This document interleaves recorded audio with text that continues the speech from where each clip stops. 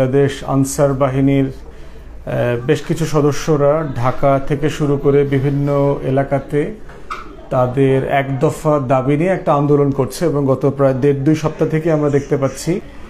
তো তাদের দাবি একটা, সেটা হচ্ছে যে জাতীয়করণ করতে হবে। আমরা মনে করি এই দাবিটা অন্যায্য। প্রশ্ন হচ্ছে যে আনসার এবং গ্রাম প্রতিরক্ষা বাহিনী যে চুক্তির ভিত্তিতে তৈরি হয়, সেই ফ্রেমওয়ার্কটা আমাদের সবার সামনে পরিষ্কার হইতে হবে। তখন আমরা বুঝতে পারবো যে আসলে এই দাবিটা ন্যায্য কিনা। আনসার এবং গ্রাম প্রতিরক্ষা বাহিনী কিন্তু পুলিশ, র্যাব অথবা সেনা বাহিনী যেটা আছে, সশস্ত্র বাহিনী আছে, এই বাহিনীগুলোর মতো কোনো পার্মানেন্ট চাকরির পজিশন না। এটা একটা রিজার্ভ ভলান্টিয়ারিং ফোর্স আর কি, স্বেচ্ছাসেবীদের একটা রিজার্ভ ফোর্স। কিসের ভিত্তিতে? তাদেরকে কয়েক মাসের প্রশিক্ষণ দেওয়া হয়, কখনো কয়েক সপ্তাহের প্রশিক্ষণ দেওয়া হয়, দিয়ে তাদেরকে অ্যাপয়েন্ট করা হয় এবং তাদের চুক্তিটা থাকে হচ্ছে যে সরকারের এবং বেসরকারের বিভিন্ন জায়গায় চুক্তিভিত্তিক তাদেরকে 3 বছরের জন্য নিয়োগ দেওয়া হয়। যেমন ধরেন এক্স একটা কোম্পানি, এই কোম্পানি নিরাপত্তা প্রহরী হিসেবে তারা আর্মড গার্ড চাইতেছে, নিরাপত্তা প্রহরী চাচ্ছে যারা সশস্ত্র। তারা তখন আনসার থেকে 15 জনকে হায়ার করতে পারবে এবং হায়ারের চুক্তি আছে। চুক্তির শর্ত হচ্ছে তাদেরকে 3 বছরের জন্য নিতে হবে, তাদেরকে থাকা খাওয়ার জায়গা দিতে হবে, তারপরে হচ্ছে তাদের অস্ত্র রাখার জায়গা দিতে হবে এবং 540 টাকা দৈনিক বেতন দিতে হবে। এইটা হচ্ছে আনসারদের জায়গা আর কি। তাদেরকে রাষ্ট্র যেটা করে, তাদেরকে প্রশিক্ষণ দেয়, অস্ত্র দেয় এবং যেটা হচ্ছে তাদেরকে স্মার্ট কার্ড দিয়ে দেয়, আইডি তার আনসারের। কিন্তু তার চাকুরিটা, তার সার্ভিসটা হচ্ছে তারা একটা জব বেস সার্ভিসে যাবে। তাদের কোনো রেগুলার অ্যাক্টিভিটিসের কোনো ওয়ার্ক নাই, এটা কোনো স্থায়ী কোনো চাকুরি না। এটাই তাদের চুক্তি, এটাই কাজের নেচার, এটাই একটা অন কল ডিউটির মতো আর কি। তো সেটার উপরে ভিত্তি করে আমরা দেখলাম যে 70,000-এর মতো আনসার আছে যারা এখন, যাদের ভিতরে 55,000 এই মুহূর্তে বিভিন্ন চুক্তিভিত্তিক চাকুরিতে আছে। তো আনসারদের একটা রুলস হচ্ছে যে আপনার 3 বছর চাকুরি করার পরে তারা আবার বিশ্রামে চলে যাবে, আবার নতুন ব্যাচ চাকরিতে আসবে, যদি এরকম এক্সট্রা রিজার্ভ ফোর্স থেকে থাকে আর কি, এই রোটেশনে থাকে। তো এর কারণে যেটা হয়েছে, তাদের ভিতরে একটা অনিশ্চয়তা কাজ করে, একটা বেকারত্বের ব্যাপার আছে যে 3 বছর কাজের পরে আবার কাজ হবে কিনা, কাজ পাবো কিনা, আবার নতুন কোম্পানি ডাকবে কিনা, এই অনিশ্চয়তা থেকেই মূলত তারা এই চাকরিটাতে আসছে। তো সেটা হচ্ছে যে একটা মানবিক ব্যাপার এখানে আছে, একটা জব সিকিউরিটির ব্যাপার আছে, যে চাকরির নিশ্চয়তার একটা প্রশ্ন এখানে জড়িয়ে আছে। কিন্তু এটা বলা যাবে না যে তার কোনো চুক্তি রাষ্ট্র লঙ্ঘন করছে অথবা সরকার লঙ্ঘন করছে অথবা তার সাথে কোনো অন্যায্য আচরণ করা হচ্ছে, সেটা বলবার কোনো সুযোগ নাই। এরপরে হচ্ছে যে আপনার আনসারদের যে ঘটনাগুলো ঘটছে, এটা কিন্তু শুধু আনসাররা করছে না। গত 2-3 সপ্তাহ থেকে আমরা দেখতে পাচ্ছি বাংলাদেশের বিভিন্ন সেক্টরের দাবি দাওয়া নিয়ে আন্দোলন হচ্ছে এবং মনে হচ্ছে যে এই দাবিগুলো মনে হয় 15-16 বছরের জন্য জমেছিল। সাডেনলি একটা অন্তর্বর্তীকালীন সরকার এই ক্ষমতা নিয়েছে আর সবার সকল ন্যায্য অন্যায্য বঞ্চিত লীগ তো ভরে গেছে। পুলিশের ভিতরে বঞ্চিত লীগ, প্রশাসনে বঞ্চিত লীগ, প্রত্যেকটা ডিপার্টমেন্টে কর্মচারীদের ভিতরে বঞ্চিত লীগ আর বঞ্চিত লীগ। এই বঞ্চিত লীগরা 15 বছর কই ছিল? 3 সপ্তাহ আগে কোথায় ছিল?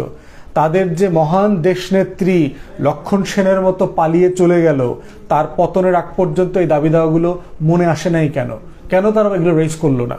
মেট্রো রেল চালু করতে দেরি হয়েছে 2 সপ্তাহ, কারণ পুরো আওয়ামী ছাত্রলীগের ব্যাচ, এগুলো এরা কাজ করতেছে না, ডিসফাংশনাল করে ফেলেছে প্রশাসনকে। প্রত্যেকটা জায়গায়, বন্যার জায়গা দেখেন যে বন্যা দুর্গত এলাকায় আমরা সার্ভিস দেখতে পাচ্ছি না, because local total Awami regiment যে অ্যাডমিনিস্ট্রেশন, সেটা ইচ্ছা করে কাজ করছে না, স্লো করে ফেলেছে। সো ম্যানেজমেন্ট যে বদনাম, মিসম্যানেজমেন্টের, এটা পুরোটা অন্তর্বর্তীকালীন সরকারের মধ্যে আসছে।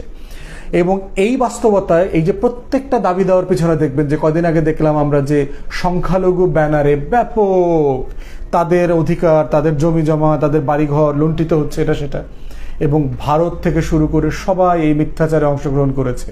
পরে আমরা দেখলাম বিবিসি যখন এই মিথ্যাচারগুলোকে ফ্যাক্টস ফাইন্ডিং এর মধ্য দিয়ে ক্রাশ করে দিয়েছে, ডিবাঙ্ক করে দিয়েছে, তখন আস্তে এটা স্লো ডাউন হয়ে গেছে।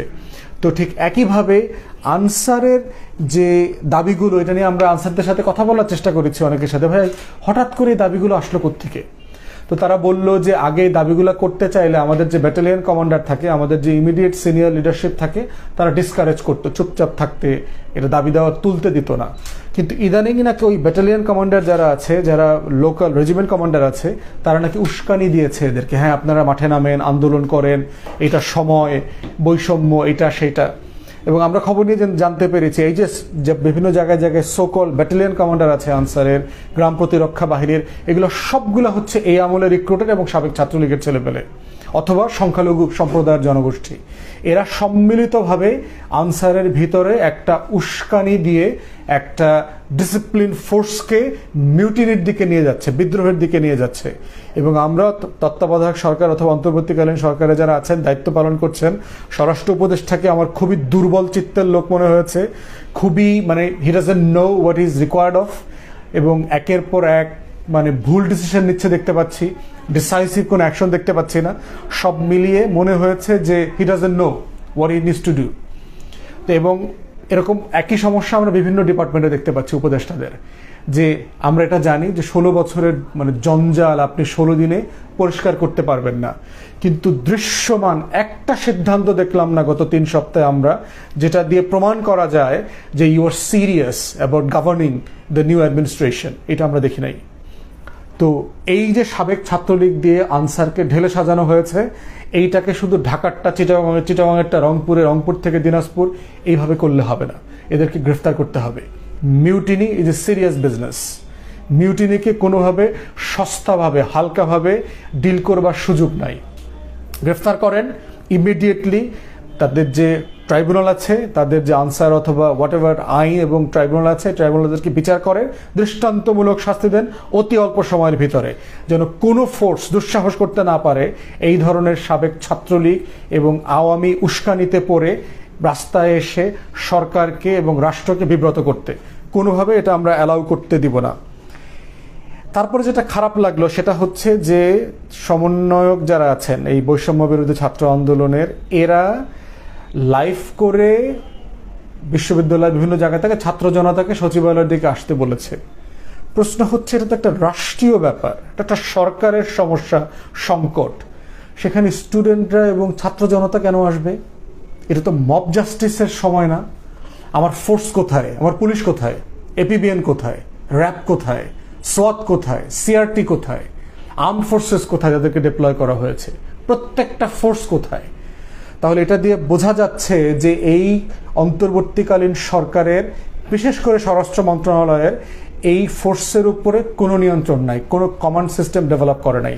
তাহলে প্রত্যেক দিন যে আমরা দেখতে পাচ্ছি ওসি অ্যাপয়েন্ট করা হচ্ছে, রদবদল করা হচ্ছে, ডিসি বানানো হচ্ছে, এসপি বানানো হচ্ছে, ডিআইজি বানানো হচ্ছে এই বঞ্চিত লীগের সদস্যদের মধ্য থেকে, তাহলে এটা কেন করছেন? ফাংশন করছে না তো আপনার প্রশাসন, আপনার সিদ্ধান্ত তো ওয়ার্ক করছে না। তাহলে যে সিন্ডিকেট করে ভুল সিদ্ধান্ত নিয়ে বারবার ভুল মনোনয়ন পদায়ন করা হচ্ছে, যেটা বিপদের সময় কাজ করছে না, সেটা কি কালকে কাজ করবে? পরশু কাজ করবে? করবে না তো। তাহলে যেটা কাজটা হচ্ছে প্রশাসনিক, রাষ্ট্রের, সরকারের, সেটা কেন ছাত্রদেরকে করতে হচ্ছে? অতএব আমাদেরকে মাথায় রাখতে হবে যে হ্যাঁ, অফকোর্স ইটস এন অন্তর্বর্তীকালীন সরকার, গণ অভ্যুত্থানের মধ্য দিয়ে সরকার আসছে, কিন্তু মব জাস্টিস দিয়ে অন্তর্বর্তীকালীন সরকার যদি মনে করে যে আমি রাষ্ট্র চালাবো, you are living in a cuckoo land and you must not allow to do that. কারণ হচ্ছে রাষ্ট্র এইভাবে চলতে পারবে না। ফেসবুক লাইভ হবে, 10,000 লোক নেমে আসবে, এরপর আনসার পিটাবে। তাহলে আপনার সরকার থাকার দরকার কি? তুলে ঢাকা ইউনিভার্সিটি থেকে পোলাপান দিয়ে তো রাষ্ট্র চালানো যেতে পারে। অন্তর্বর্তীকালীন সরকার লাগবে কেন? সচিবালয় লাগবে কেন? ছাত্র জনতা দিয়ে পিটায়ে পাটায় রাষ্ট্র চালাবে। আমরা মধ্যযুগে ফিরে যাব 16 শতাব্দীতে।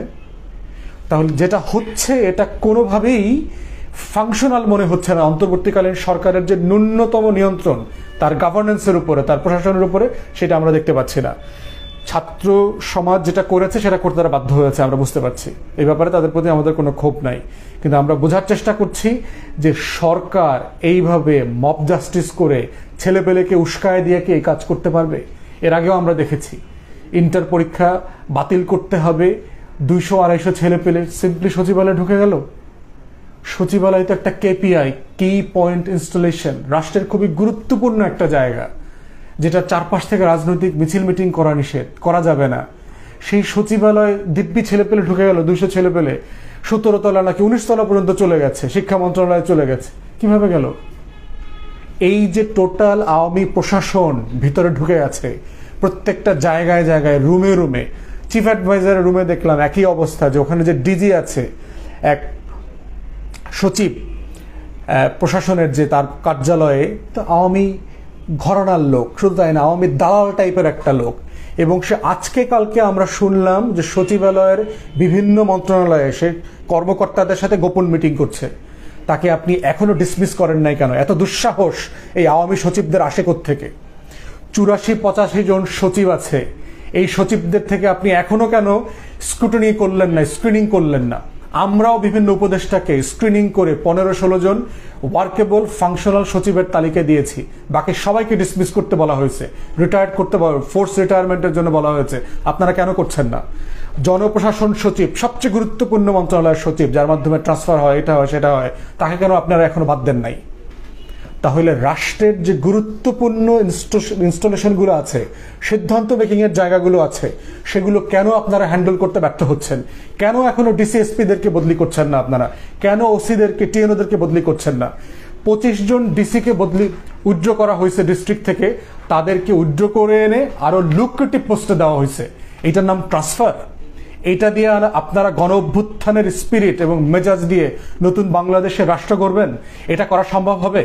অ্যাবসলিউটলি একটা অ্যাবসার্ড রিয়ালিটিতে বাস করছেন। এবং দেখলাম আজকে চিফ অ্যাডভাইজার কথা বলেছেন, I welcome his speech, lot of things এখানে আছে।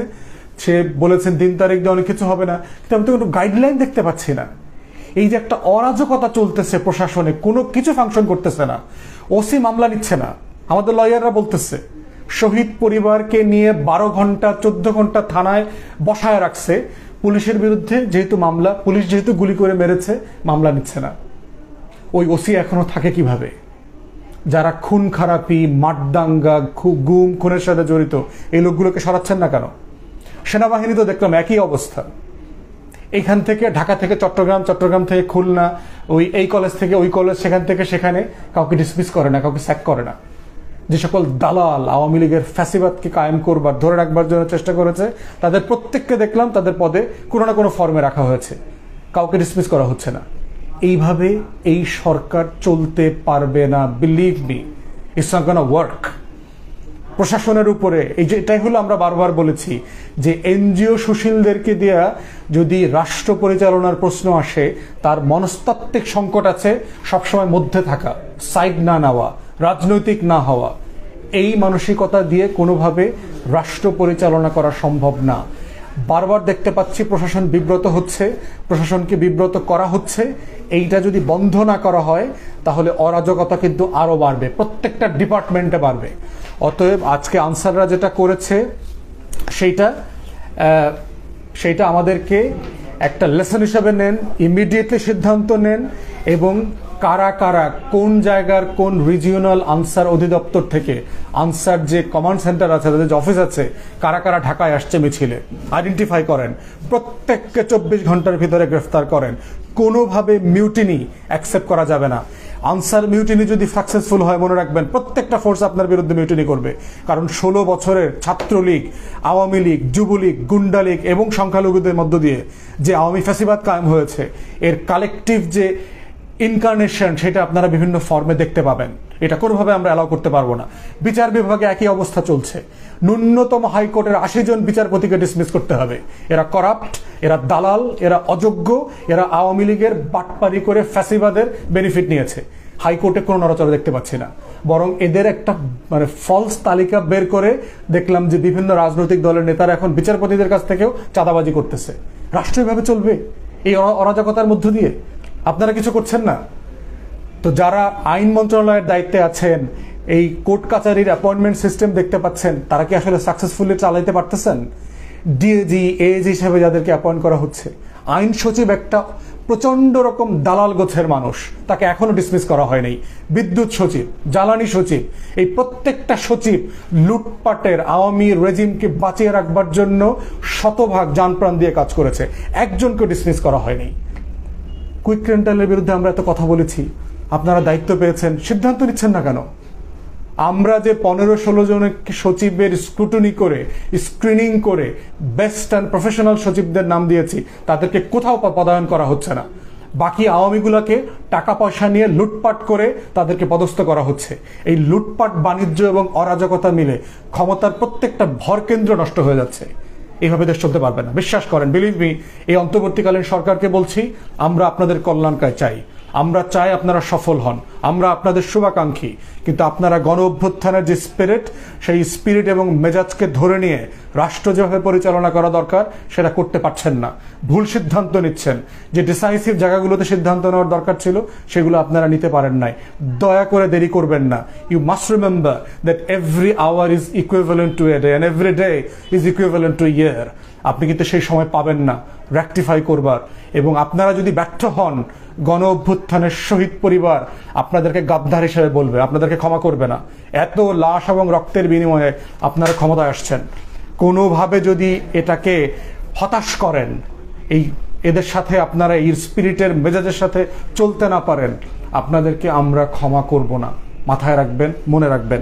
তাই আমরা বলছি, যে যে জায়গাতে আপনাদের ব্যর্থতা আছে সেই জায়গাগুলোতে ইমিডিয়েটলি অ্যাকশন নেন, ডিসাইসিভ সিদ্ধান্ত নেন। যদি মনে করেন এই এনজিও মার্কা সুশীল ভদ্রলোক দিয়ে আওয়ামী ফ্যাসিবাদ মোকাবেলা করতে না পারেন, তাহলে রিভাইজ করেন, কেয়ারটেকার অ্যাডভাইজারদেরকে বাদ দেন, বাদ করে ভালো লোকদেরকে নেন যারা আওয়ামী ফ্যাসিবাদ বোঝে এটা কি জিনিস। লক্ষণ সেনদের চরিত্র যদি না বোঝেন, তারা কোন কোন ফর্মে ফাংশন করছে, তাহলে আপনি এটা ওয়ার্ক করতে পারবেন না। ছাত্র সমাজকেও বলছি, দাবি দেওয়া, রাজপথে আন্দোলন, সংগ্রাম, মিছিল, স্লোগান জারি রাখতে হবে, কিন্তু একটা ডিমার্কেশন থাকতে হবে, পার্থক্যের জায়গা থাকতে হবে যে কোনটা কাজ প্রশাসনের আর কোনটা হচ্ছে ছাত্র জনতার রাজপথের কাজ। আমরা রাজনৈতিক কর্মী হিসাবে যারা রাস্তায় ছিলাম, আমরা কোনোভাবে চাই না প্রশাসনের কাজে ইন্টারফেয়ার করতে। এইটা রাষ্ট্রের কাজ, রাষ্ট্রকে ডিল করতে হবে, রাষ্ট্রকে জানতে হবে, শিখতে হবে how to deal with the crisis. Otherwise mob justice যেটা হচ্ছে, কোর্টেও দেখেছি, যা আসামিদেরকে নিয়ে আসা হচ্ছে, মারধর করা হচ্ছে, এবং এটা ইন্টারন্যাশনাল কমিউনিটি ভালোভাবে দেখবে না, এটা মাথায় রাখবেন। বিচার করতে হবে, বিচার, দৃষ্টান্তমূলক বিচার। কিন্তু আমরা দেখলাম এই একই আওয়ামী পুলিশ মিথ্যা, ভুল ধারার মামলা দিচ্ছে সালমান এফ রহমানের বিরুদ্ধে, মানিকের বিরুদ্ধে, আনিসুল হকের বিরুদ্ধে, দীপু মনির বিরুদ্ধে। এই মামলা প্রথম দিন ডিসমিস হয়ে যাবে। এর মানে কি, এই হাই প্রোফাইল আওয়ামী ফ্যাসিবাদের ক্রিমিনালদেরকে সিস্টেমের ভিতর থেকে, প্রশাসনিক জায়গার মধ্য দিয়ে, বিচার ব্যবস্থার মধ্য দিয়ে আপনারা ফ্রি করবার ব্যবস্থা করে দিচ্ছেন।